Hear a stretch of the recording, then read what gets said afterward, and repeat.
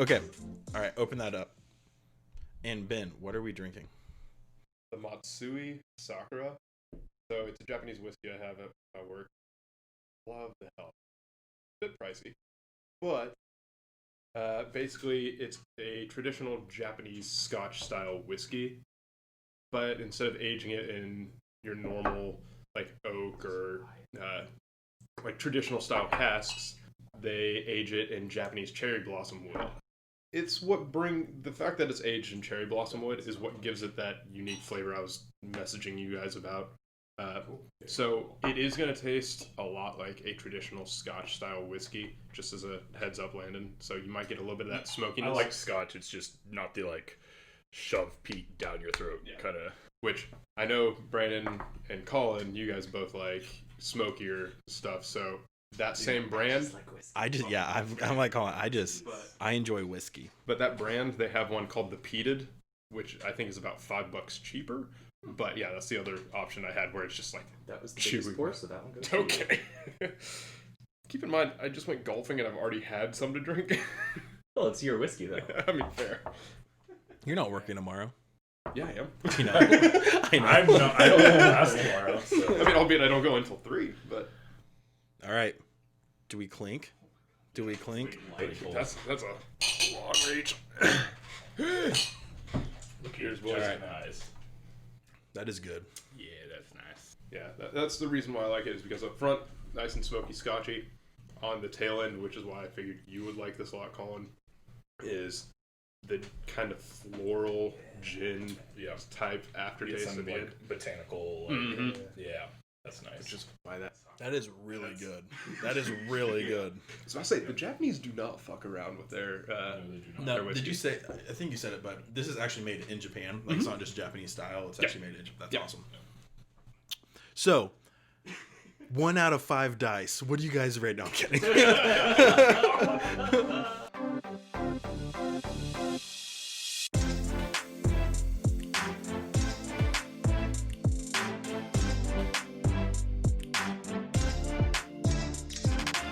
Okay, cool. Well, let's begin playing Dungeons and Dragons. So, anyone listening, welcome to Podcast TBD. We'll get there. We'll have a name eventually. Probably by the time this is up, but who knows? It'll be some inside joke that no one will understand. Yeah, so sorry about that. Anyways, so we're going to do session zeros for our 3 players. We're just going to kind of dive right in. Information about the world and all that for anyone listening. I might do a little read through some of the basic history. It's a pretty interesting political, cultural climate on the continent in which we're playing. So I'll probably give some context either at the end of the episode or before it. But regardless, I think we're just going to dive in. I'll give some flavor and background info as need be with each character as we kind of run through some kind of a slice of life of where they're at right before our campaign begins. So, do you guys does anyone volunteer to go first, or do you guys want me just to choose or go randomly? roll dice for it. That's true. I was about to say, you are the dungeon master. You or you control could just the be like, world. Master of this dungeon. Yeah, everyone, let's see. Everyone roll a d20. Well, balls. That one. I'd probably go first. 11. 11. 19. Okay. 15. 13. Landon. Yes. Landon, who, because you're in grad school and you had schoolwork, has not had as much opportunity as the other two to kind of dive into their character's skin. We're going to start with you, man. It feels right. So, Landon, introduce yourself and chat a little bit about your character. So I am playing a Asmar cleric, Twilight Domain, named Celty. She does not like people. Did you say what domain she's playing? Yeah, Twilight. So she likes the shadowy. Yeah, the shifting tides. Yeah. All that. Yep. Change and all that. She likes sunsets and sunrises and not really much in between. Yeah, so she's happy about what would that be total, like 12 minutes of the day? Yeah, she tolerates people about 12 minutes of the day. All right. So, Celty, you have done not an everyday routine, but a regular routine for you, which is walking from your home into the city of Port Mara, which is about a 2-hour hike. And you happily walk that twice a day because, frankly, at the end of the journey home, it's peaceful for you. You're in your seclusion, you're in your quiet, your time that you're able to really focus in and feel like you're where you want to be. But a girl's got to make some coin. So regularly, I would say probably out of a 7-day week, which the world of Elrond has, I would say that you probably head into town 5 or 6 of them, and you kind of have a standing arrangement where you're basically like a bus person. Not bus lady, because that sounds like you're driving. I clean off the tables. Yeah. You work at. I push the drunks off the end of the table, and I wipe it down for the next drunk. Yeah, you work at one of the local taverns, basically doing that, kind of helping keep the place up. Whether it's sweeping, cleaning, sometimes you do the dishes. Sometimes if they need an extra hand behind the bar on a busy day or busy evening, like on a festival day or something, you jump behind there and you help the barkeeper. It gives you just enough interaction with others that you feel like you've done it, but it's not so you're not building long-term relationships, which you kind of, not that you detest them, you've just never found anyone necessarily worth knowing that well. It's like, oh hey, there's Jim, I buy bread from Jim. Exactly. There's Sarah, yes, she knows where to get good fish, that kind of thing, which there are fish abundant in Port Mara. You're arriving at the Chattering Parrot where you work, and you also happen to know that the Chattering Parrot is the active chapter house of the continent of Ubiquis' Explorers Guild. That guild is they call themselves the Seekers. You walk in, and I mean the interior of this bar, it is wood paneled, beautiful carvings. As far as taverns go, it's very well kept, but lining every possible empty space on the wall, there are old manuscripts, there are hand-drawn maps of this continent, there are portraits and paintings of these men and women that have gone out into the unknown reaches of Ubiquis to find glory and coin. Granted that really roughly only at best 20% of Ubiquis has been discovered by these people living in the settlements. All that being aside, though, you are greeted very openly and very warmly by Orm Gravelbed. He is a dwarf blacksmith who works actually just down the way. And as you're entering, you kind of see him because his smithy is not exactly across the street from the Chattering Parrot, but it's kind of like catty corner to it. And the name of his place is called Orm's Bellows. It's a real original name. He's proud of it, and he gets mad if people think otherwise. But he kind of gives you a wave as you're heading into the Chattering Parrot. And on the inside, when you do enter, you walk in and you see behind the bar this Goliath, this male Goliath, who doesn't like wearing shirts, so he never does, but he is wearing that kind of barkeep apron. And then he wears just pants down below with boots, and he has kind of some van braces. He looks rough and tough and tumble. His name is Orton Husk. He would be the thing that you would probably consider the closest thing you have to perhaps a best friend, mainly because he's the person that you have actually spoken with the most these last few years.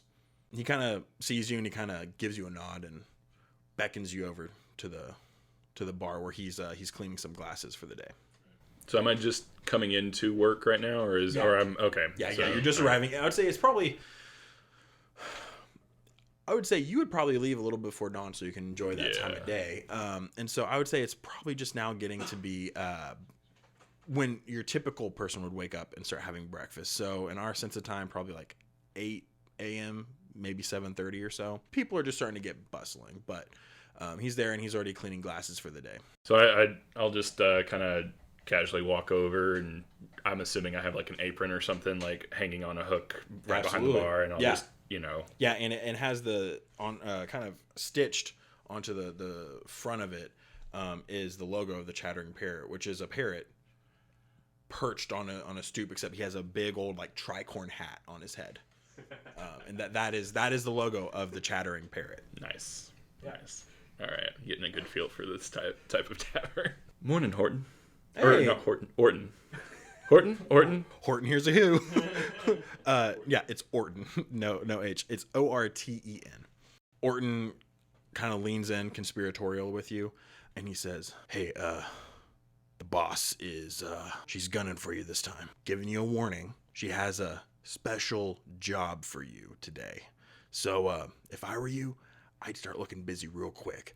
And he kind of goes back to like furiously cleaning this glass, and he's a Goliath. He's massive, and you see he kind of quickly goes back cleaning his glass and like shatters in his hands. And this is a regular thing for him. And so he kind of just goes, "Oh, again," and he goes and starts picking up the shards of glass. I thought you were supposed to be covering for me yesterday. Why is she mad at me? Listen, you know how I do with lies. I'm really bad at them. She asked where you were, and I said, pooping. Well, you weren't lying, because I was definitely taking a shit at one point. I just get to mopping or sweeping or something before she comes down here. Just grab a broom and I start like sweeping up the broken glass that Orton just created, and so I'm just like staring him down. And as you're doing that, some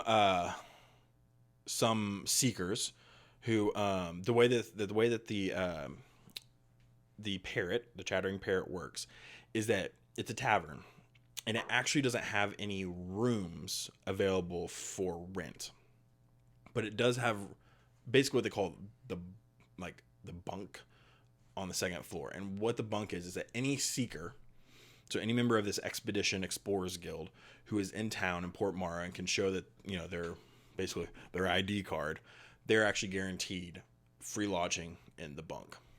And so some of these seekers start coming down. They still have to pay for their food and drink, but it's a warm bed to sleep in for free for these seekers. And you know that the tavern owner, her name is Kethend. She's a lizard folk woman. And you know that in the morning she usually spends her time actually cooking and preparing the meal, because it's pretty much within the tavern working. It's pretty much her, you, and Orton most days. She sometimes has some local village boys that come in and like kind of help a bit, but pretty much she runs the kitchen and that whole operation. So you assume she's probably back there in the kitchen cooking. But you see some of these people come down and they start taking their seats. You see one gentleman who is always trying to basically give you a lecture of some kind about the dragonborn and their culture in the Verzen society south of the Silver Slopes. It's Professor Fellows. He's this old half elf, has this big bushy like handlebar mustache. He wears these little like small spectacles on his eyes that even though he's wearing spectacles, he still squints through them at people. And the outfit he wears, he claims to be this grand explorer that has gone on dozens and dozens of expeditions in the wilds. He's never left that you know of, but he positions himself as this great explorer that's done things. And he kind of takes up his seat and kind of fluffs out his mustache, his handlebar mustache, and he kind of motions you over to him with a bit of a jerky wave of the hand. Mm-hmm. You said Professor Fellows? Professor Fellows. Fellows, okay. I just, again, walk over and kind of wiping my hands on my apron or something and say, "Well, fellows, what's the lecture going to be about today? You want some breakfast before you start?" "Oh, some bacon and biscuits would be lovely, my dear." "You want them burnt or floppy?" You know how I like them. Off with you now. Go, shoot. And he kind of just motions you away. You said Kethen's probably in the kitchen, so I'd give her the order, like the food order. Yeah, most likely. And so you kind of poke your head back into the kitchen. How does Fellows like his bacon? He likes it crispy. Okay. He likes it nice and burnt. But you poke your head back in to tell her, and Kethen and her, she's kind of what you would imagine a typical lizard folk to look like. Kind of green, yellowish scales, but she just has this ridgeline that runs kind of from the top of her head all the way down her back. There's just a bright orange kind of streak. But you poke your head in, and as you do, and she makes eye contact with you, she kind of hisses, "Celty, where were you yesterday?" I had a thing. I told you about it months ago, and Orton said he'd cover for me, so it wasn't supposed to be any big deal. Anyway, fellows want some burnt bacon and 2 biscuits. Think you can do that, Kath? And I'd turn and... Celty, get back here! And she actually follows you back out into it. And she kind of grabs the back of your apron that you're wearing, kind of gives you a tug toward her. Do you resist it? Do you keep going? Do you let her kind of pull you back? So it's the loop of my apron? It's kind of like where you've knotted it in the back. She kind of puts her hand around that and like tries to pull you, Yeah, I just slip down through it and it's like, or I can make it myself and turn back around and go into the kitchen. Like I'm just merry-go-rounding. Yeah.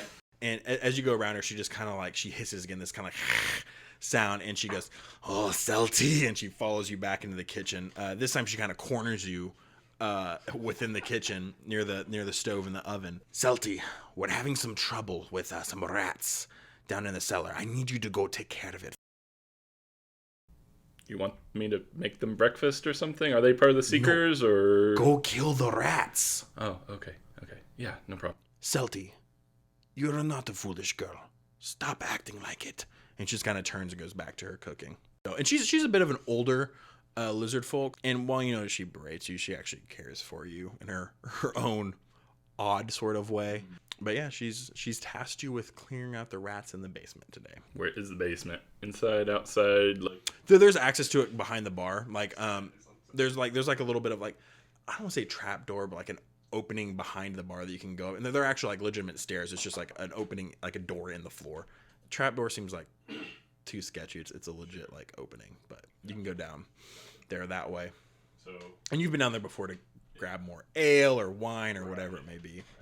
So on my way down, I'll stop at the broom closet and grab my glaive out of there, because that's where I definitely store that. Yeah, when I'm at work, I don't just put it in the corner. It goes in the broom closet. Yeah, makes sense. Who's gonna look in the broom? Who's gonna go like, I wonder if there's a glaive in this broom closet? Oh, hey, look! All right, you grab your trusty glaive, and you can head down there. It's dark inside, down below, but I'm pretty sure that's not an issue for you though, right? No, I'm good.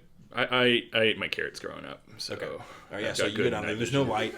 Do you want to leave the door open or shut behind you? No. As I'm shutting it, I'll just be like, "Orton, you need anything from down in the cellar?" Yeah. Some more Corwinish wine would be great. They're reds, please. Any vintage you want in particular? No, I just need some. Before more... he finishes, I shut the door. I just need some more Corwin. Oh. It is not like a paved or stoned in basement by any means. Like it is a dug in packed earth that has some shelves have been wooden shelves have been set up. There are cobwebs kind of hanging from the beams above. There are a few lanterns that you know of in the room, so you could light one of those if you wanted to.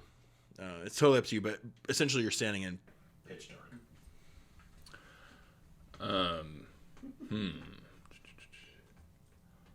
So what I'll do is I'll probably actually fake walk back up the steps, open and shut the door again, try to lure the rats out. Okay. To make them think that I came in. I'll come grab some wine off one of the shelves, and then go set it next to the door or something. Okay. So that Orton doesn't have to wait for me. Gotcha. So you open the door, kind of set it out, and so okay, you do that. But I'm not gonna. I won't. I left. Why would I light a torch? Yeah. So basically you're standing on the steps, right? Yeah. Okay. Go ahead and roll a perception check. Not at disadvantage because you do have dark vision. Ooh, that was first roll. That's a 13. A 13. You don't hear, see, sense really anything where you would expect a rat to be. What would you like to do? I guess I'll just I'll kind of just poke around. I'm not gonna even try to be stealthy because I'm not good with. I wouldn't have my armor on, would I? I have an apron on. Yeah, I don't think you would. Yep. So actually, I can be stealthy, I guess. So yeah, I'll try to be quiet, poke around and see if I see anything. Okay. Make an investigation check. And yeah, a 4. As you're poking and you're prying into the space around you, you don't really see anything. All of a sudden, you feel something kind of like, as you're bending over like a cask, like look on the other side, like where it's like might be next to the wall, something like bumps into your rear and kind of sends you like sprawling across the cask, and it hits you higher than a rat would have, even if it was running by. Definitely stand there, like sit there confused. So I'm like, like leaning over a cask right now, right? Yeah. All right. And it just kind of came like, not like very hard, but like definitely harder than you would like. It surprised you. It was just kind of like a shove. Okay. A weak shove is the best way I can describe it. Right. More than a bump. Okay. I'll go ahead and just cast light. Okay. On my glaive and like turn around and like see what I see. Yeah. You do, and as you spin around with your glaive in your hand, you see this smoke vapor kind of like go around a corner of one of the nearby shelves. That's kind of freestanding the move, but the smoke just kind of goes around it. It wasn't a big smoke. You almost think that maybe it was a shadow moving. It was maybe at most a foot and a half in height, but it just kind of goes around this corner. Do I know if there's another way? Did they just go around a shelf? Shelf, yeah. So like a freestanding like shelf in the center of the room. It kind of went to the other side of it. Can I like, if they went around like the right side of the shelf, can I go around the left side of the shelf and like cut them off kind of thing? Absolutely. I'm assuming with your glaive lit up like the 4th of July, you're not trying to be too stealthy. Nah. Okay. So clearly I didn't see anything so when you dart around that other side.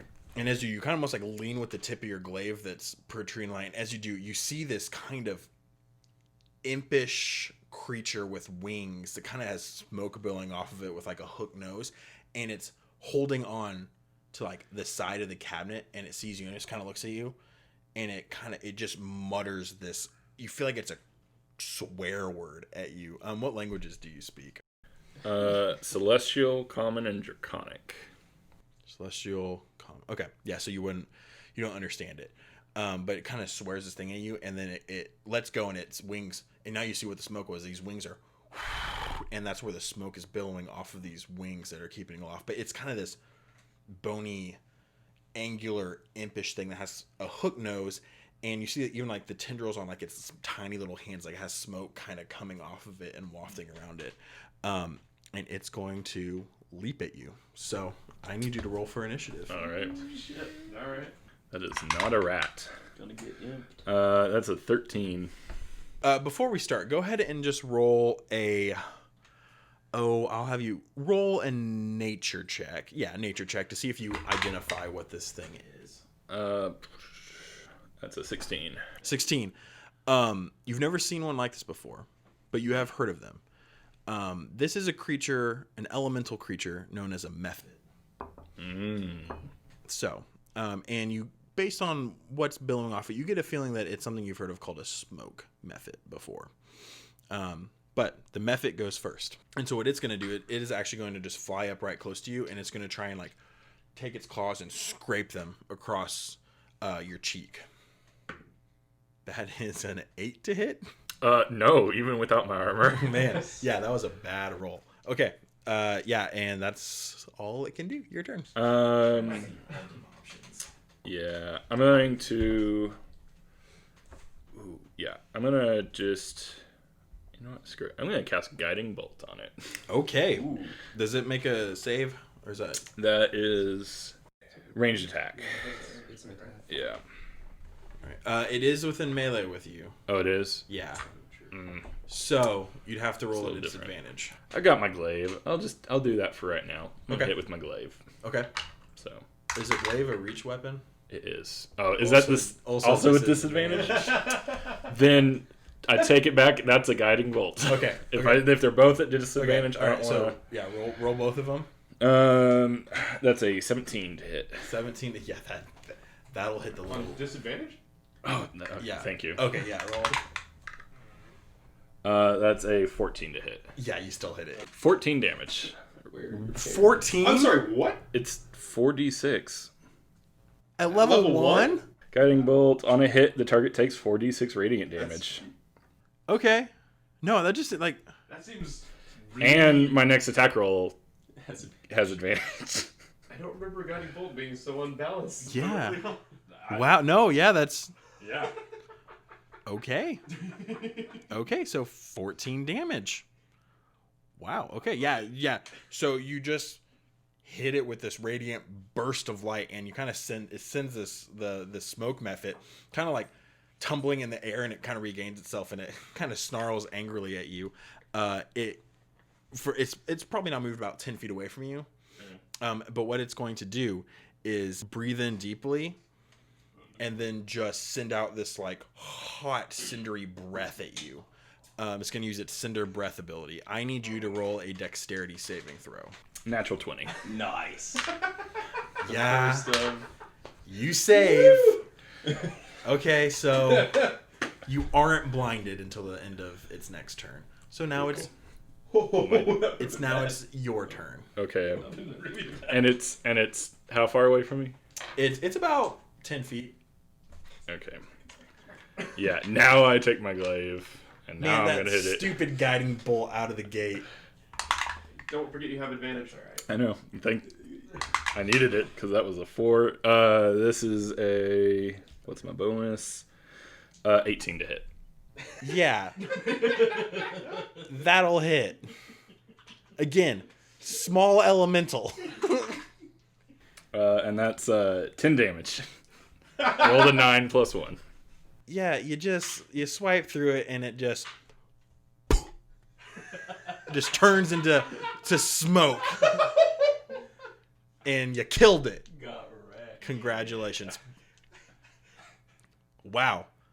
I thought that was going to at least last a little bit longer. Well, 1.5 round fight. I was really worried about that ember breath because It would have been a little tough if it 10 HP with no armor on. That would have. you killed the smoke method, man, all by yourself. Kev, I got your rat. Do you go back up? Yeah. Yeah. Okay. Yeah. And she kind of says, "You killed it, finally." Okay, when you say rat, what? Draw a picture of a rat for me, because this was not a rat. What was it? Was it a mouse? Do I need to explain the difference to you? No, I know what a mouse is. Okay. What is the Do problem? rats normally have smoke wings? Huh? I know they usually have big noses. What? Little pointy squeaker noses? Yes, that, I get. Celty. This had wings. What are you talking about? Okay, so this had the claws like a rat, and a tail like a rat, and it was small like a rat, and it had a pointy face like a rat. But it also had wings, flew around, and tried to breathe fire on me. So unless that's what you think is a rat, it wasn't a rat. That does not sound like any rat I've ever heard of. Yeah, so it wasn't a rat. Oh, but you took care of it. Yes. Excellent. Okay. I'm gonna go put no smoking signs up around the tavern. No. Seekers like their pipes in the evening. Why don't you just go clean some dishes? Fine. Orton gets to take care of the next rat, though. That seems fair. I mean, he's a big baby, but that's fine. And you kind of hear Orton go, "Am not." You owe me one. Certainly. One of what? Is what Orton. Orton is not the sharpest tool. The tool shed. Just next time I ask you to do a favor for me, do it. Understood. Okay. Understood. I just go to wash dishes. Okay. I'm very frustrated. Later on, as the day goes on, you are given some new casks of wine are delivered, and part of your job is taking them down into the cellar. So you do take them down there. As you're unloading them, you actually find, remarkably, this length of wood that you're assuming the method dropped. That it was maybe holding on to, or somehow was part of the method. But you pick it up, and you examine it, and you realize this isn't just like a stick. This is a wand, and you're not really sure what the wand does yet, but you will eventually find out. Can I? Can I cast Detect Magic on it? Yes, you can cast Detect Magic. I forgot that you had that. Then I do that. And that's both my spell slots for the day. Yeah, so what that tells you the school of magic? Yeah, just the school. And if it's magical, it's not just a stick. Yeah, it is magical. As it works, eventually, just by being with the wand, testing it out, you'll learn what it is. So I'll tell you what it is now. It is the Wand of Pyrotechnics. So there that is for you.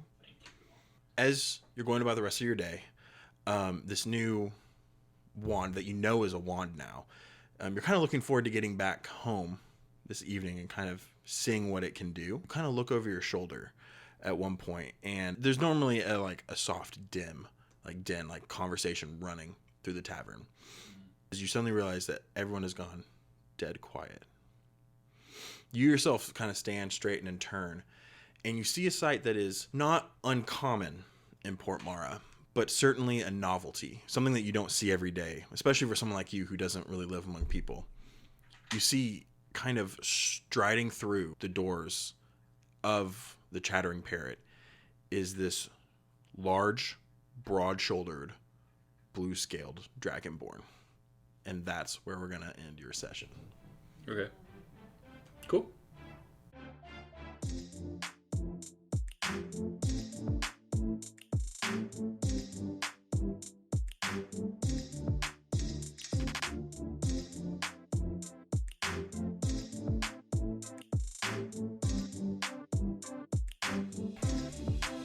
For our next session 0. Cainaris. Oh shit, okay. Let's go. You've been traveling, escorting a merchant caravan, traveling from Aramor, where you've made your home in the Verzen Society of the Dragonborn. A group of merchants, 2 humans and an elf. And they have 2 carts with them, 2 wagons really. But they're actually traveling from Aramor back to their home of Port Mara, where they plan to load basically these 2 wagon loads full of these fine silks that Verzen is known for producing onto vessels set to sail to Peturia to bring these wonderfully fine silks to the nations and the peoples there in Peturia, the continent across the Mysterium Ocean. This is actually a merchant that you've worked with a few times before. Your standing deal is anytime you help escort one of these caravans, basically what you do is you have to leave Aramor and pretty much hug the Silver Slopes and go up toward the coast and then kind of hug close to the coast, and you're pretty much straight shot to Port Mara. But there are some threats of wolves and bears and other things along the way. But you guys have a standing agreement that every trip you get paid 30 gold. So at the end of this trek, you're expecting 30 gold, which by no means is nothing to balk at. I mean, 30 gold for basically 14 days of work is not nothing. That's some good coin. But they value the protection and the guidance that you're able to give their group, with you being a dragonborn yourself. So before we dive in, though, Cain, why don't you introduce yourself as a person and then tell us anything you feel like sharing about your character. Well, my name's Ben, and I'm playing a blue dragonborn barbarian. Just a traveler that doesn't really have a whole lot going on aside from just working his way through town, trying to make ends meet. Not town, but I guess the continent. Yeah. Any noticeable distinctive features about him? Anything that would stand out about him physically? Well, obviously as a barbarian, he's very bulky and tall. He's on the younger side, but he does have a very prominent V carved into his shoulder, right? Yeah. Which may or may not have a few extra scars from trying to remove them. Yeah. Which, so it's kind of this hash mark thing, but it's still quite clearly a V. Celty would actually know that Dragonborn that are of the Verzen Society are actually all marked when they're basically turn 13 or when they join the Verzen Society. They're marked with that V on their shoulder to kind of show that they're part of that society and not part of another Dragonborn society. It's a mark of shame because Verzen is an old Draconic dialect, and it is from an old Draconic dialect, and it means scorned. So something about the Verzen is seen as unfit. So, but we can get into all that later. Yeah, so Cain, you have spent 13 days on the road with these merchants. They've chatted you up. You're a friendly guy. You've had conversations with them. You know them well, so you guys kind of have some jokes and some things you guys enjoy doing at night. You all enjoy a nice, roast mutton, some good ale. One of the merchants actually is fairly skilled with a little like travel-sized harp, and so he'll pluck out some tunes, and it's kind of enjoyable to listen to in the evening. The 13th day, the sun is beginning to set, and you all begin to make your camp kind of in this small place off to the side of the road where other merchants have camped before, and pretty much it's the mark where if you camp here by midday tomorrow, you're guaranteed to be in Port Mara. Your role, really, while all this is going on, your role is really that of the protector. So they all take care of this. You kind of do your own thing until dinner is essentially ready. Is there anything you'd like to do while they're going about this business? Anything you'd like to do at all? Obviously do a little patrol around the camp while they're setting up, just to keep an eye on everything and get a layout of the spot, although I imagine at this point I'm kind of familiar with this spot, having made the trek a few times. And then also see if anyone has any books they're willing to just let me borrow. Yeah, absolutely. I would say that probably a few days ago, I would say that Henry probably he has a couple books. I mean, these merchants, they read when they're on the road. And so he probably would have loaned you a book really about just the topography of the Silver Slopes, or what is known by the settlements of the Silver Slopes. As you're reading it, though, and you've read it probably for a few nights now. Okay. You're reading things in there, and it's where you being a dragonborn and native and raised on this continent, and you know it better than anyone, whereas these newcomers, settlers, have only been here for, really, in your mind, a few decades. Right. You really just kind of think like, that's wrong. That's not really how that goes. But it's interesting because it kind of helps you understand how they view your land. The extra perspective, kind of. Yes. Gotcha. And it's a fairly good read, so you're reading it. Eventually they call you over. They offer you a nice plate for your dinner. You happen to have drawn the second watch for the evening, and so you bed down, you go to sleep. As you're laying there, and the fire that you guys mess around begins to die down. It is a brisk autumn evening. The chill begins to kind of cool your scales slightly, and so you kind of pull that blanket around you a little tighter. Eventually, you are woken up middle of the night, second watch. So you sit up.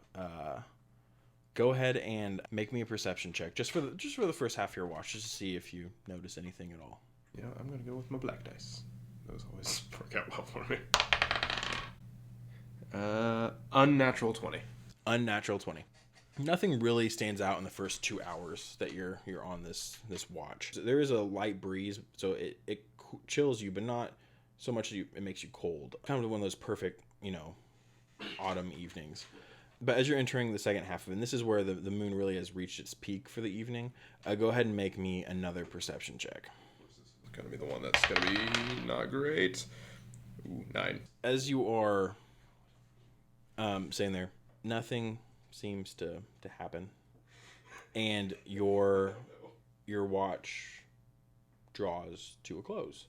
You get up and you go to wake Henry actually is taking the next shift, so you stand to go wake Henry, and as you do, you step in some mud, but your boot doesn't come out of the mud. You try to take another step and it doesn't. Okay. What would you like to do? Look at my boot? Yeah, it looks like you're about ankle deep in a pit of mud. Not a pit, but like, an area of mud. Okay. Didn't rain today. Right. You don't remember there being any mud when you all made camp. You would have avoided that. You would have sought dry ground. But sure enough, there's about, I'd probably say like a foot in diameter, just spot of mud, and you're sunken in about ankle deep in it. Can I give it another college try of a tug? Sure, make a strength check. Yeah. Natural 20, so 24. 24. Yeah, your foot rips free. Okay. And as you pull it out and you kind of stamp it on the ground, you're looking at your foot, you hear this, and the mud kind of coalesces and forms into this small creature that like these globs of mud are dripping off of it, and you see that like these like kind of deformed wings fly out from it, and this nose, this elongated nose forms, and it begins to and it lifts up off the ground, and it kind of faces you, and you see it's like it's holding its chest like that's where you had like injured it, but it just like growls at you in this language. What languages do you speak? I was just looking at that. Abyssal, Celestial, Common, and Draconic. Okay, yeah. You also you don't know what it's saying. Dang it, I was hoping Abyssal would do it. It just kind of growls at you, and it just is gonna lash out at you. So I need you to roll for initiative. Okay. It's my first character that's actually had decent initiative. 5. Guys, I rolled a character with pretty good dexterity this time. I'm gonna be good. It's the first time I've not had a negative modifier. Just take the alert feat. Yeah. And solve that. Yeah, so it'll be this creature facing you will go first, and it's gonna kind of like make this like retching sound like this. Oh no! And you see this like viscid green brown blob just shoots out of its mouth towards you. I need you to roll me a dexterity saving throw. 14. 14. Okay. I'm a nimble little. Yeah, you're able. man. You're able to avoid it. It's your turn. All right. What is in a direct line behind it? Behind it, just open field. Okay, let's and about You had gone kind of like sit with the rest of the camp at your back. So yeah, it's just open field. Okay, and about how far away is it? From you right now, it's about 15 feet. All right. Well, he wants to play with dex saves. Let's just go ahead and shoot some lightning out of my mouth at him. Okay. What's the DC that needs to 12. That is an 11. So Yes. it fails. All right, 2d6 of lightning damage. Let's go. Light 'em up. 5. 2d6. And as a bonus action, I would like to rage. Yeah, and you and what you do and what you've kind of found to help you kind of enter this state of just pure adrenaline fueled madness almost is you actually will occasionally take one of your clawed hands and you'll scrape it along your V cut to kind of open the wound again, and you feel that pain, and it triggers this anger within you. All right, that was your action. Bonus action. Do you want to move any closer to it? Oh yeah, I'm gonna get right up in its face. Okay, yeah, you run closer to it. Okay, so it is now back to the mud method's turn, and we're gonna see if he's gonna get his mud breath recharged, and he does not. Yay. So what he'll do instead is he's just going to take one of his muddy globule fists, and he's just gonna wail on you. Bring it. He's gonna try and hit you. Bring it, fool. That will be a 15 to hit. It'll hit, but bring it. And that is 5 bludgeoning damage. All right, have that. And that's all it can do, so it's back to your turn. Okay, let's smack the hell out of it with my great axe. All right. Roll Probably the should have attack. done that on the first one instead of just lightning it, but oh well. It was a natural one. Yes. All right, natural one. All right. The first one. Oh, man. That first natural one of the campaign. All right. I'm going to institute this new rule for natural ones. I literally just made it up Oh, in my boy. brain.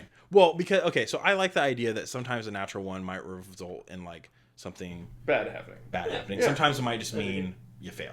Right. So go ahead and roll a d10 and tell me what the number is. 8. You're fine. You just swing wide and you miss them. Okay. As a bonus action, I'd like to let out a very exacerbated just. Yeah, and at this point, actually, those around you, the 3 other merchants, are awoken, and they kind of see this happening. But you see that they're terrified. I mean, these are not fighters, and so they actually will like scurry up into the wagons and like kind of like cower in them, and like they're kind of watching this fight. And Henry's like, "Get him, Cain!" God, that was a great accent. All right. Okay, it's the Mud Mephit's turn. Let's see if the Mud Breath does recharge, and so it is going to try and hit you with that again. So I need you to roll another dexterity saving throw. Could you not? Could you not? That is a 19. Yeah, you succeed. It can't do anything else, so that's the end of its turn. All right, well, we're going to be nice and boring about this again, and we're just going to take the great axe no, swing. yeah, take the swing. Hey, man, this is level 1. 22? Yeah, that'll hit. 7 plus 4, 11 points 11 of slashing damage. Slashing damage. Okay. Yeah. Yeah, and basically what you do is like... Oh, wait, I forgot to add...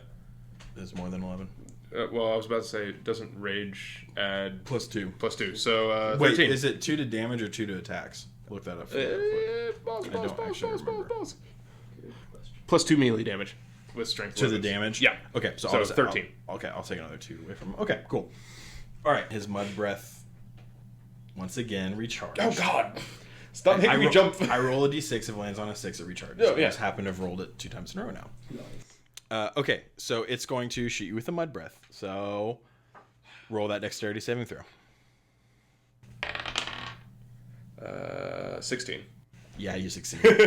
But it Plus will. 2 to dex is kind of It nice. will actually fly up 20 feet above you. Do I get an attack of Yeah, opportunity? you can take an attack of opportunity if you wish. Yes, please. All right.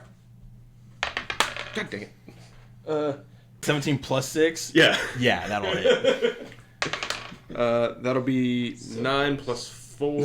Yeah, you killed him. Plus another 2. So as 15 points it's of damage on it. yeah, so as this mud dripping impish creature tries to fly up and away from you, as it's almost reaching like what the apex of your swing would be, you just bring your axe two-handed over the head and you just cleave it in two, and it just kind of sloshes into just mud that rains down on you. But I will. Oh no, you're fine. Okay. I was about to say, no, for flavor, can I do like the Harley Quinn, like both legs kicking up into the air? Sure. Okay. Yeah. So as it explodes and this mud rains down on you, it actually pools and like sticks you to the ground and restrains you in place. You're restrained for a little bit, but then you easily. I was about to say, if there's no other threats, okay. Yeah, you eventually get out. Afterwards, though, Henry comes over to you, and he kind of just says, hi, Cain.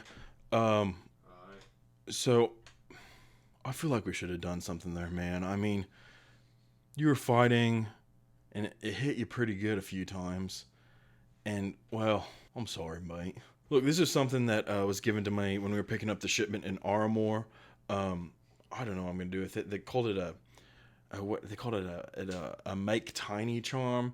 I don't know, but I want to give it. You can have it. I'm not really sure. It's what? Make tiny charm. And he kind of holds it out, and it's this.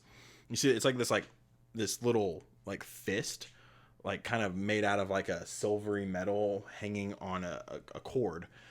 He goes, this is about putting on a weapon and it does something for you with the weapon. I don't know. It's some kind of magical token or charm or bauble. I don't know. Okay. I'm not much of a fighter, so I mean, you can have it. Sure. I mean, I won't say no. Yeah, so here's your make tiny charm. You've earned it. I just immediately put it into my pocket and then Just so you know, so the make tiny charm, it's a small emblem of a fist on a string. Mm-hmm. When this charm is tied to a weapon, you may speak a chosen command word of your choice and have that weapon shrink to the length of 2 inches. You can activate this effect either way by using the command word as a bonus action. So basically, you can hide a great axe in your pocket.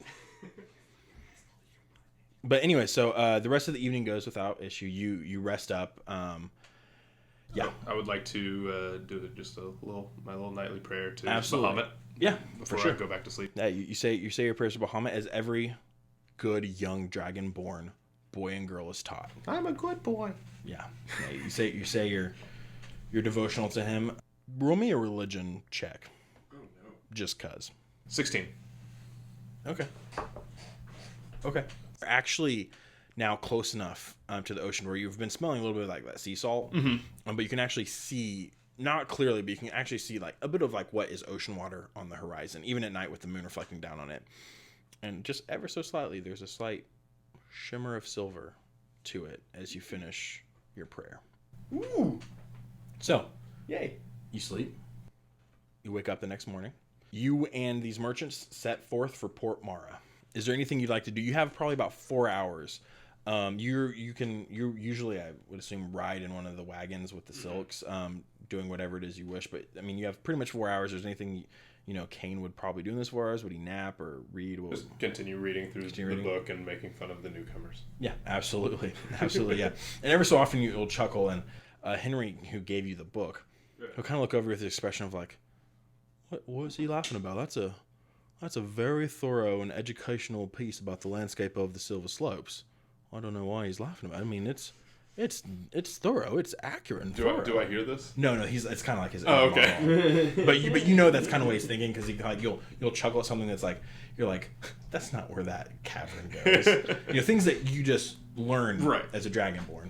I'm living in the land, and you think that's not where that cavern goes. Things like that, you'll just kind of like laugh at it, and you kind of seem like glancing over it. You like, how is there something funny in that book? There's no pictures. I think that's kind of like the look he's giving you. I also love Landon's snort right there. And I just pick up a pair of just like tiny little spectacles that I just found they're very obviously not usable. Yeah. They're like bent and broken, and just like kind of awkwardly set them on my head. And excellent. Push them back like I'm pretending like I know what I'm doing. Because I want to be smart, but I'm not. As you all approach, and now you kind of go on, and you continue to read this book out of pure entertainment value of it. When you guys are approaching, now you see the walls of the city of Port Mara. You see some of the buildings, sticking out over the walls. Henry once again kind of reins in close to you, and he says, "So, Cain, you gonna stay in town for a few days before you head back to Armor? Maybe see if there's some work around for you?" Yeah, possibly. I'm gonna go also visit the bookshops. I mean, as much as I am learning with the book that you gave me, it's always nice to have an extra collection to read whenever people aren't as gracious as you in letting me borrow their books. Right, well, I mean, if you're interested in something that has some like real highbrow potential, if you're ever interested in anything like magical lore or whatnot, I mean, it's not necessarily like a bookshop per se, but you might check with the what do they call it? They call it Key Magic. It's over near the harbor. It's a magic shop, but I mean, I'm sure they sell plenty of books there that might be of interest to a man of your intellect.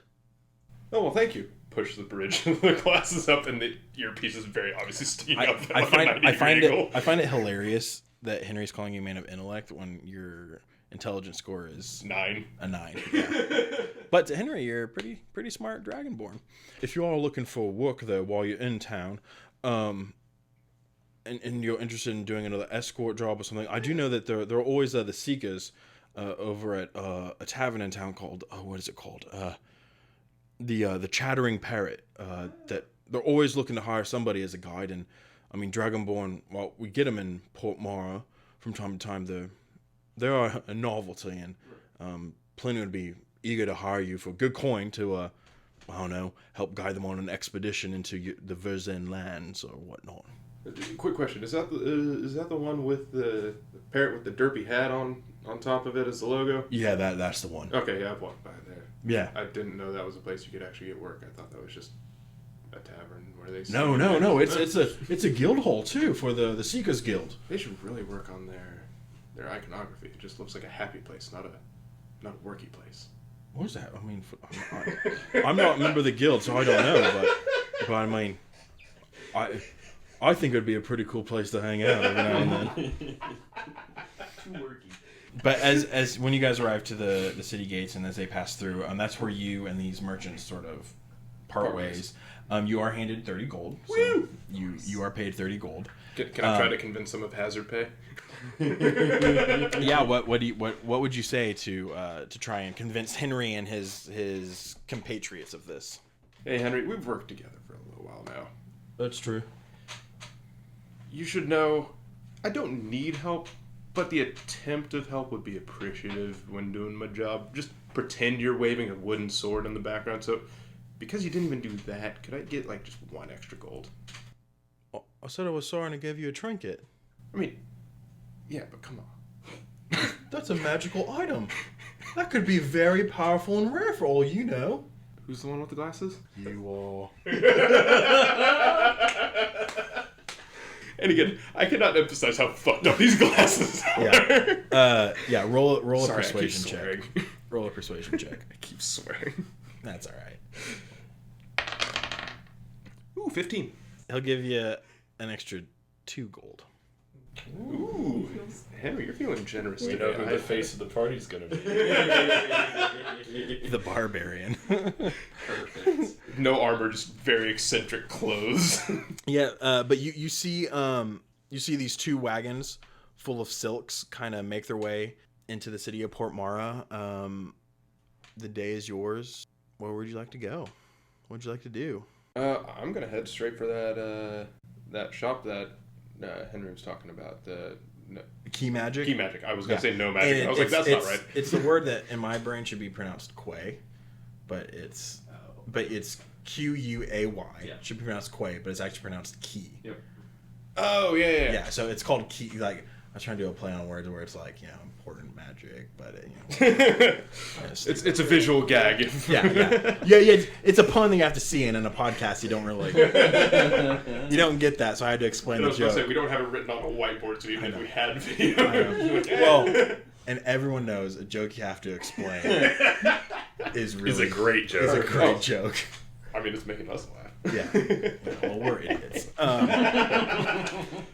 Yeah. So you head to Key Magic. It's small shop located near the harbor. It's actually built kind of like almost on the water. Like part of like the shop kind of juts out over like this, not cliff face necessarily, but like where like land is eroded and they've somehow the shop hasn't sunken into the ocean. But I would say probably about like a foot or two of building sticks out over open air. You go inside, it's very well kept inside. Everything is very well organized. And you see this half-elf man with long brown hair, kind of coiled back, tied behind his head, wearing purple robes. He's sitting behind the counter. You walk in, he goes, "Oh, hello. How may I help you? Mizog Jano." And he sticks out a hand to shake yours. Canar's hide scale. Shake his hand. Yes. We don't get many dragonborn here, so it's a pleasure, really. Well, pleasure's all mine. I just wanted to look and see what book selection you have. A friend of mine that I was traveling with recommended your place, and so I wanted to come peruse. It's nice to know that Key Magic is getting good publicity out there on the open road. I see that you're from Verzen. Was it there that you heard of our wares? And whenever he says that, I try to pull the little bit of cloak I have over the V. I'm sorry, I know. Touchy subject for you, you Verzen society folk. Let's see. Book-wise, what I have in stock. Are you interested in the arcane lore of the world? Perhaps crafting reality to your whim? Or are you looking for something a little more light-hearted? Do you have anything more on the religious side? Well, quick aside. On the way there, could I have tested the make tiny charm on my great axe? Yeah, absolutely. Okay. The command word is small. Small. Okay. Hyphenated, right? Awesome. Yes. Okay. Awesome. Just so you know, it's a command word to make it big and small. So you want to make it big, you have to say small. Okay, I just want to make. Oh no, I'm keenly aware. Okay. So the command word is small. So okay. I just wanted to make sure that that my great axe is. Yeah, in the but he has turned around and he's kind of going through like some like shelves. Do you have anything on Tiamat? And you can see he kind of stiffens and he turns around and goes, "I'm sorry, what was that?" Sorry, Bahamut, maybe? Oh, Bahamut. Oh, yes, I do have a few things. Now, granted, I'm sure they're not as expansive as your own people's libraries, but we do have some religious texts, and he pulls this one very thin tome out of the bookshelf, and it just the following and practices of Bahamut. And he goes, "If you'd like this one, it just speaks a little bit about how one would properly worship him and follow his edicts. This might be your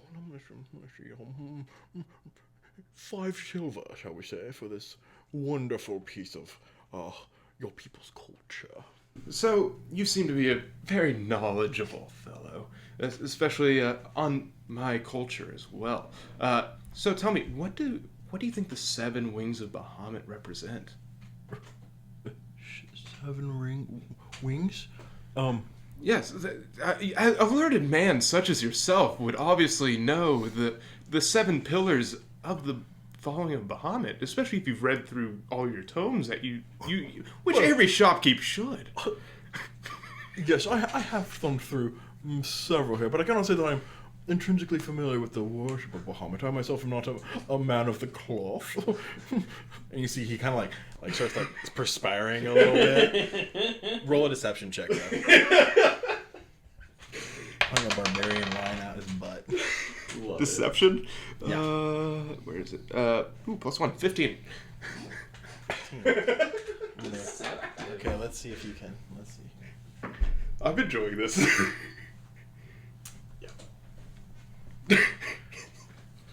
I know for a fact that Bahamut only has 2 wings. Are you sure that you know your own people's faith as clearly as you claim? Are you 100% sure about that? Or are you trying to tell me that you're selling makeshift false tomes? You're starting to make me question the quality of your wares here. I take that as an insult, good sir, and I will say, my wares are of the finest quality. Oh, and This tome itself is given to me by the High Priest of Bahamut, from Armor himself. Oh, really? How's Steve doing? His name is Drakkar. Just saying, I don't actually know who that is. I can tell. He rolled a natural 20 on his insight. Yeah, I kind of started to gap. Yeah. Just testing. So, my good dragonborn friend, are you going to actually purchase anything in my shop? Yes, actually, the tome that you have handed me, I do wish to purchase that from you. Okay. Just 5 peruse. silver. Yes, sir. Absolutely. Anything else I can supply you with? Are you in need of, and he kind of looks over your outfit, better vestments, perhaps? Got any boots? Mine are a little muddy. And I stomp on the floor just a little bit to shake it off a little bit. I suggest you try the cobbler down the way. Well, thank you very much, sir. In that case, I will go check on that. I will definitely be back. You have actually been pleasant. You're not like the others. You seem to actually know what you're talking about. And I'm say glad, that with just thick. I'm glad I seem that way to you. It's always nice to know that an individual so scaled as yourself has some insight into intelligence. And he just kind of coldly turns and goes back behind the counter. And as I'm walking away, I just put my hand in my pocket and I just go, "What? How would you say the plural of 2 smalls?" Petite? I think it's more small, and I just immediately just have my great axe over my shoulders. I'm walking out the door. And as it happens, and it kind of bursts into size. As the door shut behind you, you hear this little, "Oh my goodness!" And I just casually walk in. All right. So anywhere else you want to go, Cain? I'll go ahead and head over to the parrot. The chattering parrot. Chattering parrot. I was like crotchety. That's not right. That's in another city. Okay, yeah, you head over. You yourself don't really view Dragonborn as separate from these other people. You know that some political faction somewhere decided that, the Verzen Society and the Optivist Society of Dragonborn were going to kind of keep these new settlers to Ubiquis at a bit of like an arm's length. Mm-hmm. But you yourself find them actually quite charming in their own ways. You see a young family of halflings, walking about running errands. You see this massive minotaur, on the docks as you walk by, kind of throwing barrels off of a ship onto the deck. And, there's another, half-orc down there catching these barrels the minotaur is throwing off to him. What you're fascinated by how these people who are so different from one another and look so different seem at peace and calm with one another, whereas you live in a culture that's very much defined by the haves and the have-nots. Not so much based as in some D&D games on the color of one's scales, right, but from another reason that you yourself aren't even totally certain of. It's almost refreshing you to be like, there is something else out there. Right. But you walk up in front of this building, you see the sign that says Chattering Parrot, and there's a beautifully carved parrot with a tricorn hat as the logo. That is revered throughout the city as one of the best damn logos in town. Guys, I think I hit a nerve. I look up at the sign and just go, there's a stupid hat, and just walk inside. Yeah, and as you kind of walk in, you kind of shoulder the doors open, and you look around the space, and you see this woman kind of straighten up from sweeping. You see this large Goliath standing behind the bar, and you see this lizard folk reptilian woman kind of poke her head outside of the bar, and all voices go kind of dim and quiet. You see this man with a large white handlebar mustache and spectacles squint across from it. You go, my word, it's a dragonborn. And that's where we're going to end your session 1 or session 0.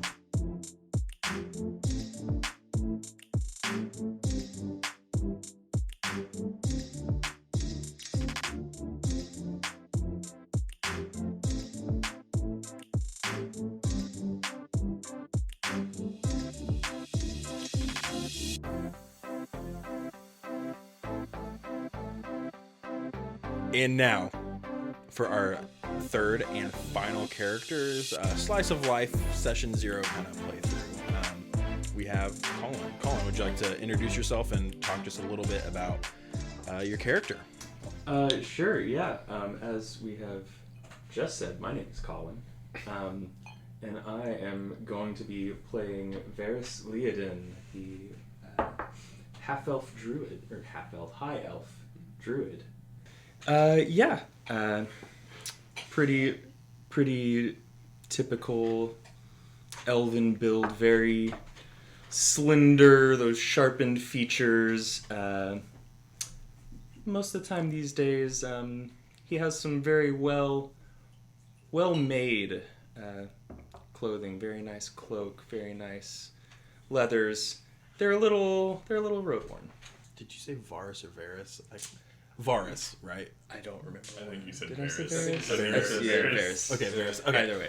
So right now you're locking it in. So for anyone listening, the pronunciation will be either Varis or Varis, depending on what we feel that day. So, yeah.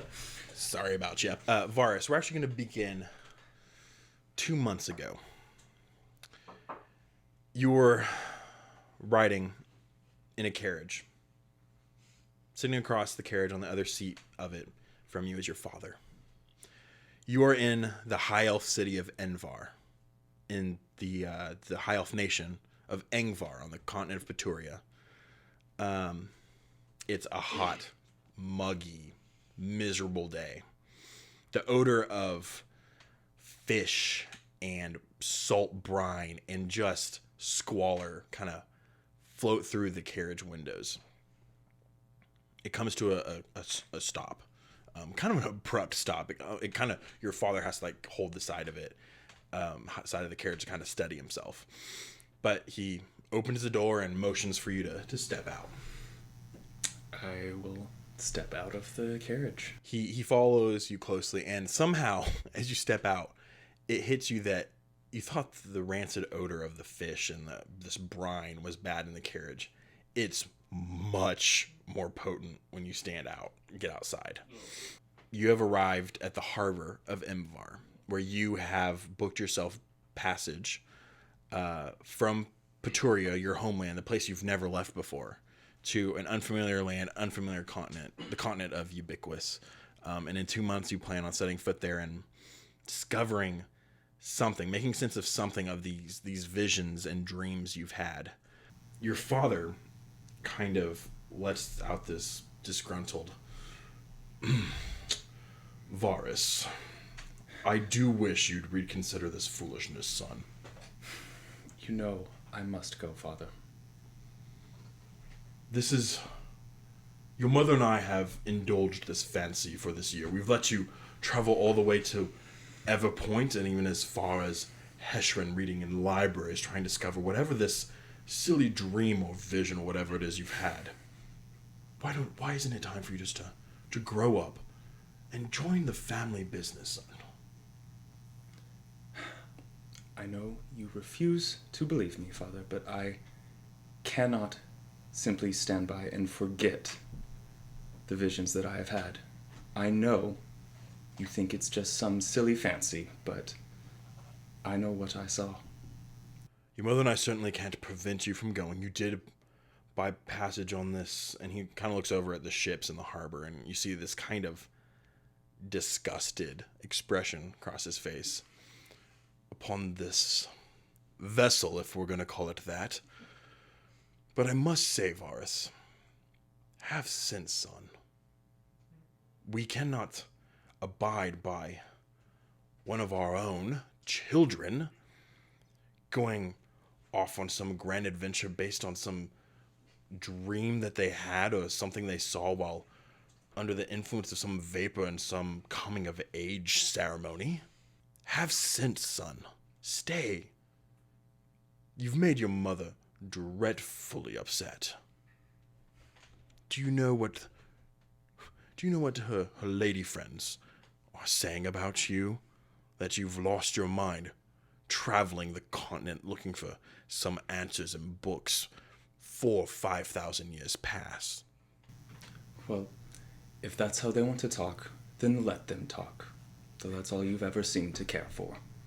And you see that he becomes very, physically uncomfortable, and you can tell he just doesn't know how to respond to you. He's never had someone push back at him when he wants to get his way. I mean, your father's a very well-to-do man within, the high society of Angvarn. Varis, I believe in my heart, within a year, you'll be standing back here again, wishing to come home.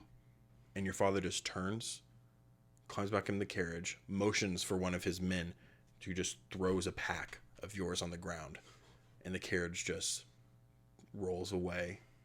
You stand there for a moment watching him, thinking, how did I ever aspire to be like that man? What a twat. Grab my bags and craft a little flower to cover the smell. Okay. Just kind of set it right here next to my head. Okay. Yeah, as close as I can. You cause this you kind of pick up some of the soil off of the ground, this mud, and you cause a small flower to bloom in it, and you plug it from the soil, and you kind of put it on your cloak. Yeah, you go and you begin walking up and down the harbor docks, looking for the ship you have booked passage on, Tesco's Honor. You see this massive minotaur standing at the top of the gangplank, and he says, "Hello there. Are you my passenger? All the rest are aboard. Come along, come along." And he leaps off the ship and lands with a resounding thud on the dock next to you.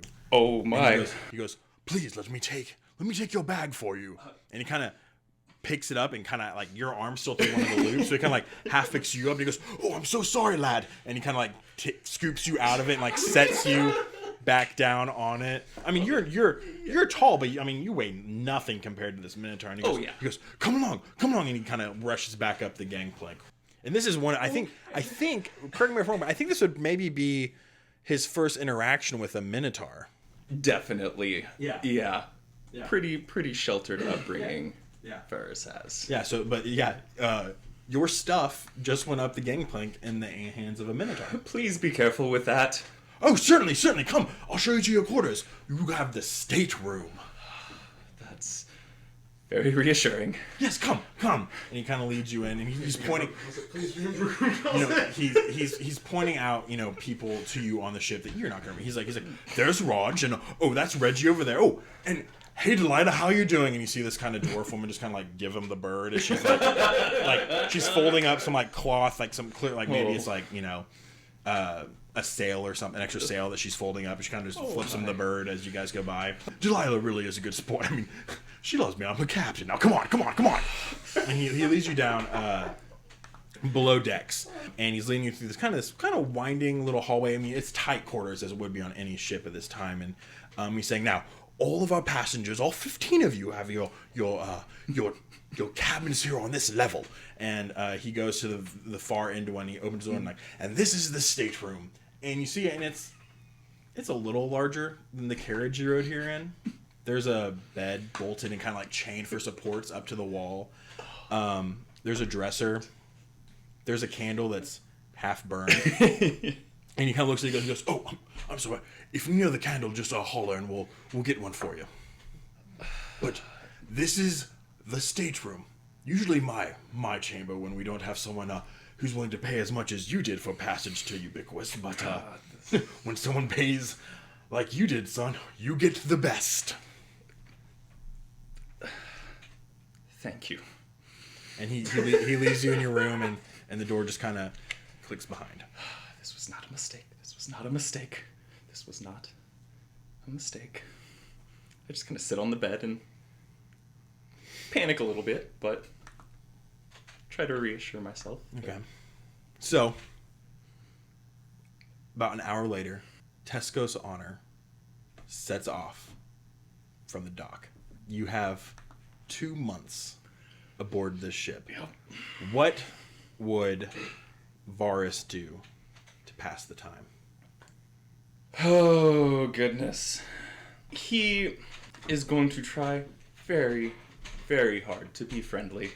Okay. It's probably going to be a struggle, at least for the first week or two. He's very out of his element. Yeah, and I will say the other passengers, where they're not as rough around the edges as some of the crew or even the captain of the ship, they're certainly by no means elves. No. There are humans, there are some half-elves, which you've always been a little unsure of half-elves. Yeah. There are a few dwarves. There's even, the novelty of an earth genasi on board. All told, though, like, very, very much knowing that you feel to be of a kindred spirit with your upbringing. Salt of the earth. I love pompous calling. This is great. 2 weeks go by. Yep. You still got 6 weeks left. Oh. What else would Varis attempt to do to pass the time? Probably he's still trying to get used to some of his abilities. Mm-hmm. So he'd probably kind of try them out a little bit. Try and maybe like kind of speak with the seagulls from time to time. Yeah, They kind yeah, of absolutely. fly around the boat. And Yeah, and from time to time, as you're doing this and you're speaking to these birds, casting speak with animals as a druid does. Yes.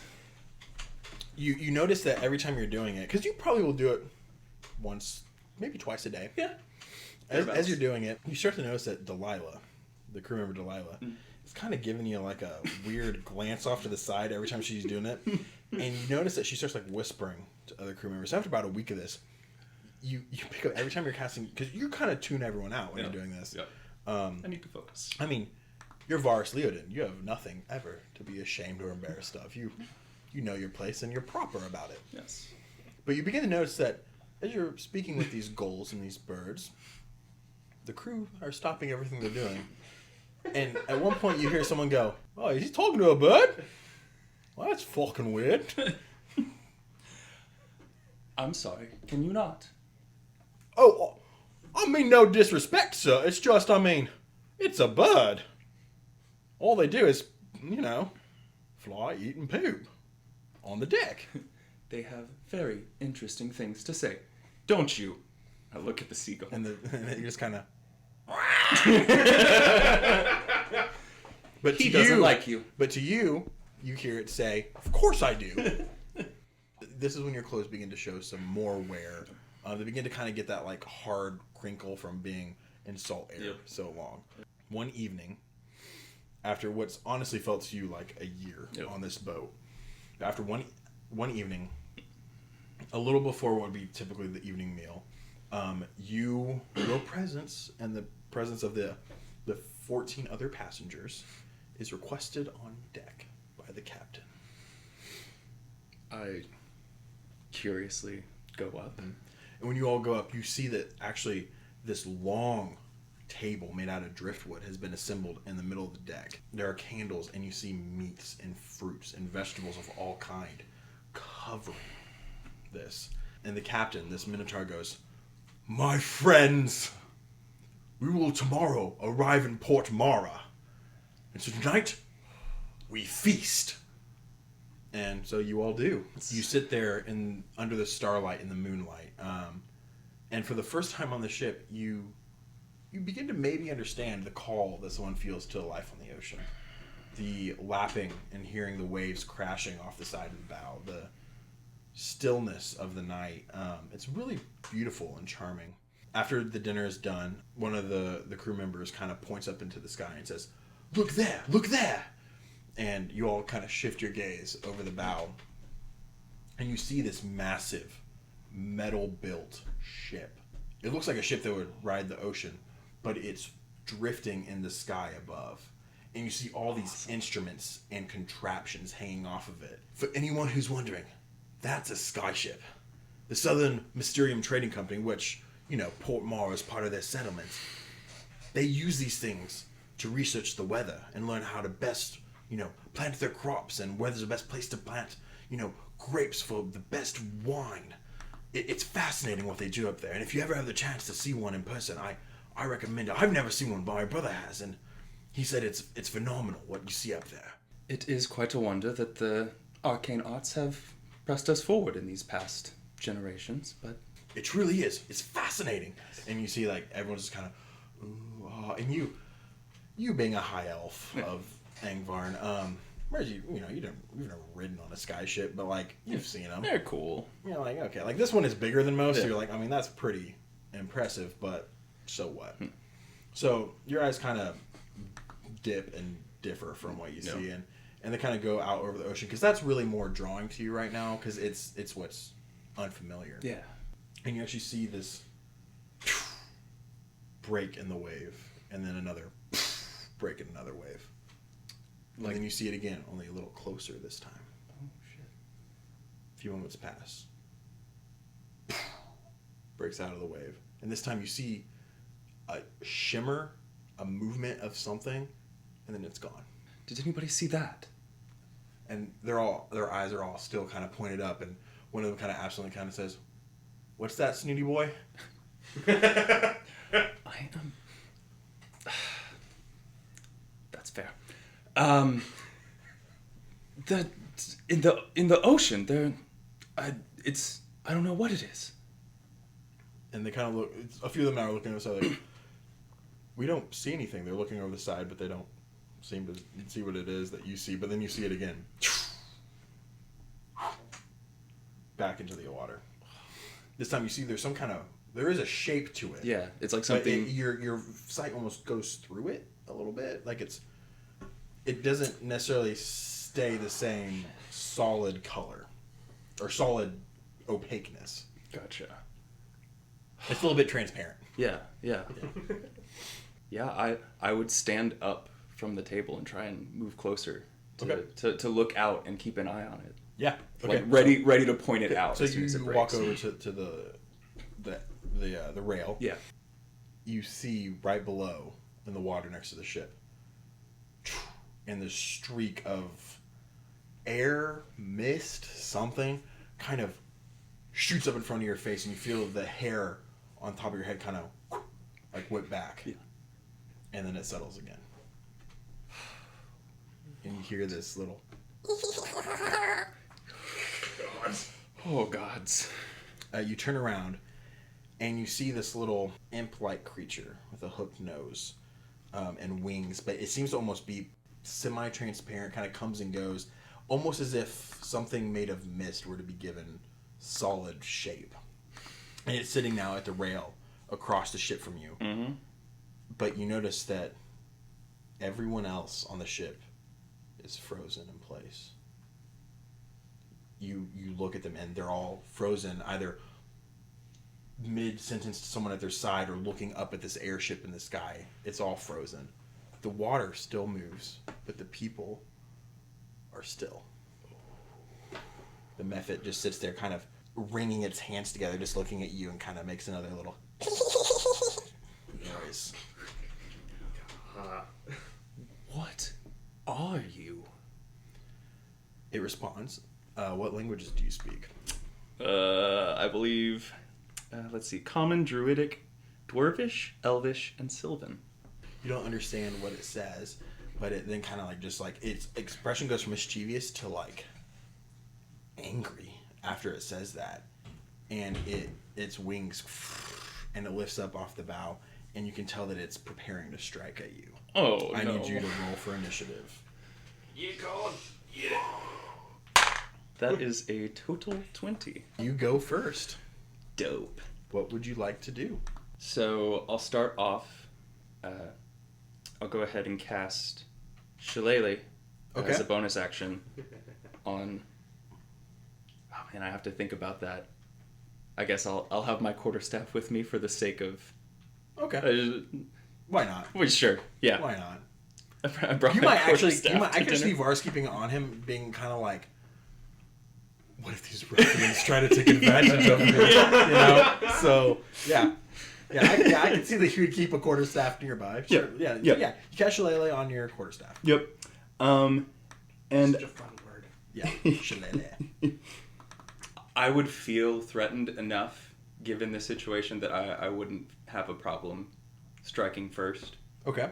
Because it's either that or go full defensive. Yeah, and I mean the people around you are frozen. Yeah. Like not like in ice, but like they're just still. They're not immobile. That they're just like frozen in mid movement.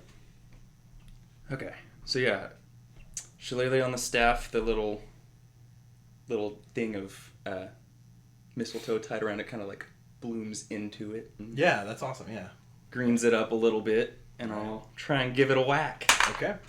So you run across the ship towards it.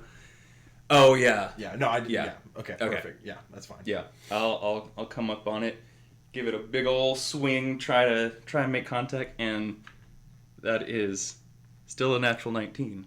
No, so that'll hit. I'm gonna assume. Yeah, you can assume that a 19 hits this little elemental creature. Itty bitty.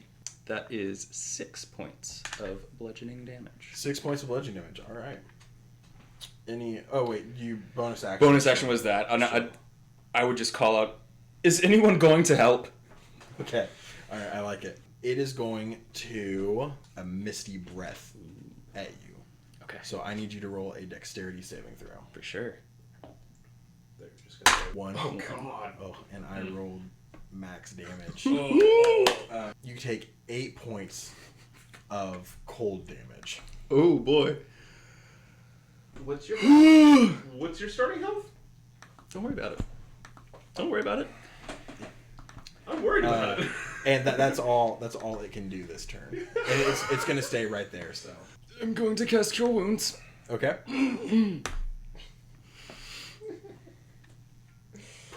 Probably a wise decision. Mm-hmm. I get back those 8. Okay.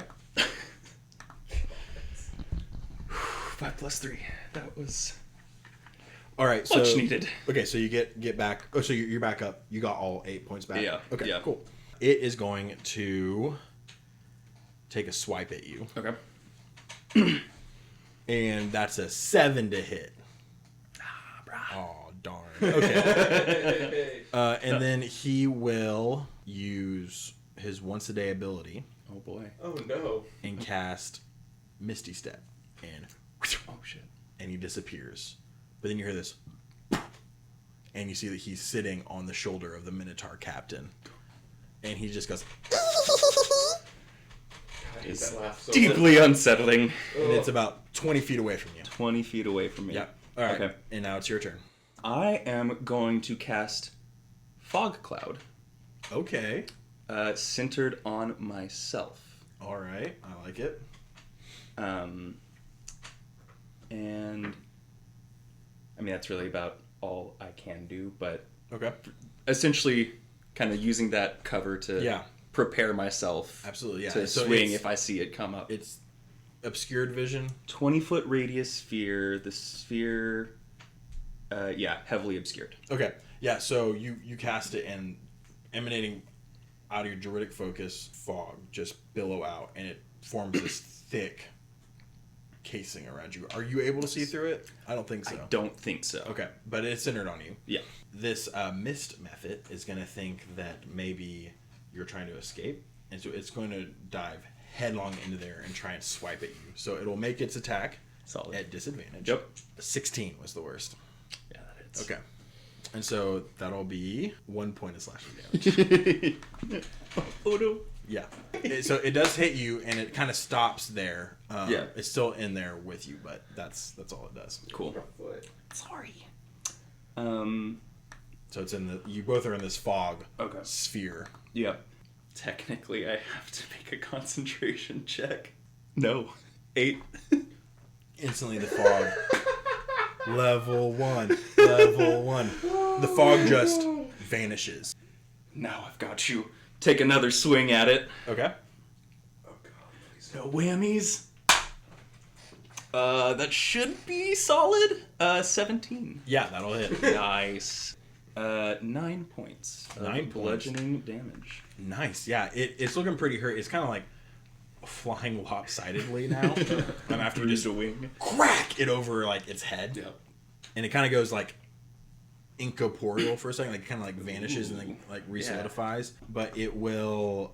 It's just gonna swipe at you again. Yeah, that's fair. Natural. Here, let me see if anything happens to it. Oh boy. No, it's fine. Cool. we're just trading blows now at this point. Yeah. I'm out of spells. Oh God. Yeah. Two spell slots. That's only a 10. Just hits. Yeah. That you meet its AC. Its armor class is 10. Oh, low roll. 5 points. Of 5 points damage. He's rough. He's real rough. It is going to go ahead and claw you. Just back and forth, man. Back and forth. 17. 3 slashing damage. Woo. Come back in from my swing. Yeah. That is a 12.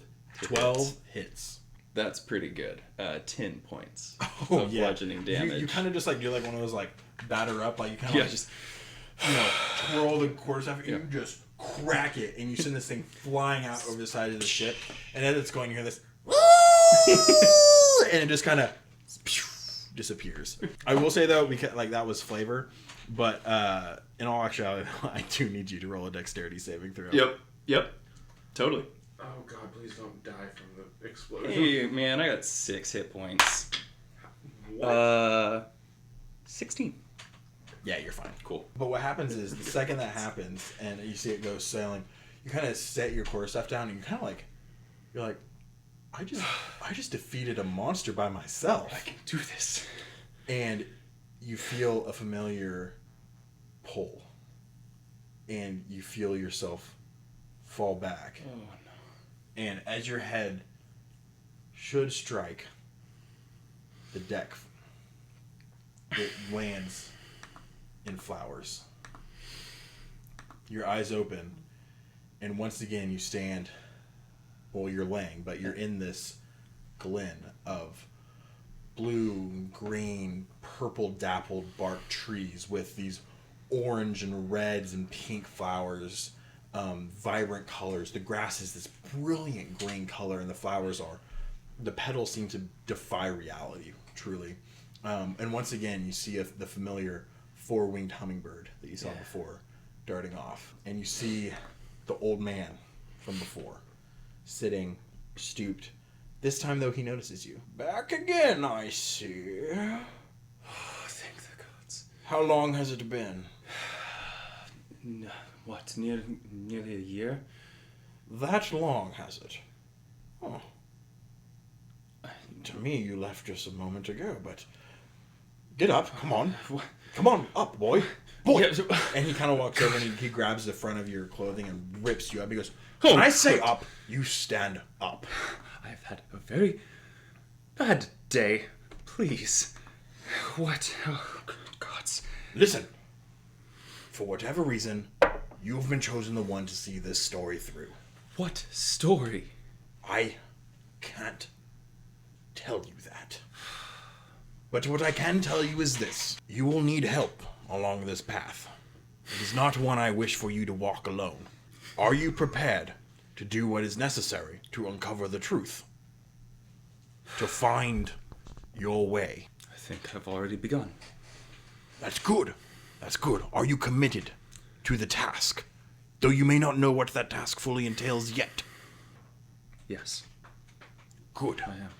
Good. Then, I believe you are ready. Follow me. Follow. Come. And he kind of like ushers you. Like it's like you're gonna follow him, and he's telling, like he's urging you on before he even turns around. This old weird man. don't have to be so stingy. I'm old. Let me be my way now. Come on. And he guides you.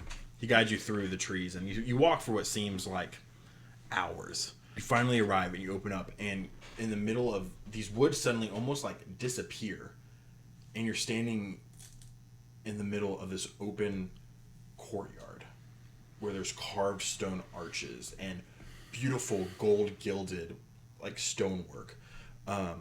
You see empty, but you see 8 stone thrones sitting in a circle in this courtyard, and you see like you're not in like there's nothing like this courtyard goes anymore. It's just set here in the middle of the forest. You look out past the courtyard and it's just more of these trees, but it's here. In the center of the courtyard is set into the stone that's here is this beautiful large golden sunburst, and the man says, "Welcome, boy, to the summer court. Touch the sun." It's not a metaphor, boy. Touch the damn thing on the floor. Very well. Good Lord. Let's walk forward and reach down and touch the center of the And you do. And as it does, you see that you didn't notice it quite before, but now you do that golden sun in the middle of this courtyard was actually radiating a light. And this light now seems to be draining and going into your palm and up your arm. May I bestow upon you what is mine to give. I give you the balm of the summer court. May it keep you and those that you choose to have alongside you protected until you see your story through. I would stand up and go to turn back to him and when you do, as you're turning, you're standing back on the deck of your ship. I'm not gonna get used to that. The next day, the boat comes in to the port at Port Mara. You walk down the gangplank, and the captain is tossing these barrels down to one of the crewmen on the deck. You spot actually a blue-scaled dragonborn, the first you've ever seen. You've never seen a dragonborn before. They don't leave Ubiquis. Kind of walking among the streets. He's large and broad-shouldered, and he passes by, and you decide to like, well, gotta start somewhere. I guess I'll see where this guy's going, and I'm go looking from there. for a dragonborn. You don't know where to go, so you start here. As you come around the side, you see that he enters a tavern called the Chattering Parrot. As you start to approach it yourself and go in, you hear, a voice inside break the silence and go, "My word, it's a dragonborn." And that's where we'll end your session.